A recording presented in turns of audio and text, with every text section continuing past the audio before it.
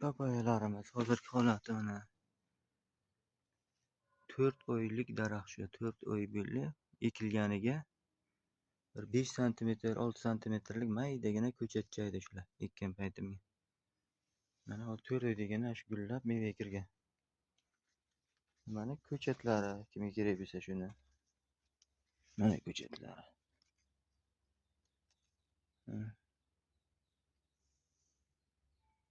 Hammasi yashnayotibdi.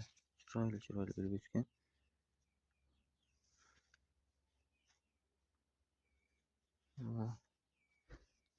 Mana bu ham shakl berib o'stirilgan. Mana gulla boshlagan bu ham. Mana ikkinchi shoxi, ikkinchi tanasi gulla boshlagan. Mana uchinchi shoxi, bu ham gulla boshlagan. Naryoqdagilar gullab, mevalari ham katta-katta bo'lib boshlagan. Mana bu ham. Mana bananni ko'chatlari. Kimga kerak bo'lsa, mana bananni ko'chatlari. Hammasi o'zlarining banan tayyordan olingan. Tez hosilga kiradi. Maydaroq ko'chatlar bor, katta-katta ko'chatlar bor. Bu banana ko'chatlari. Hammasi sog'lomgina yashnayapti.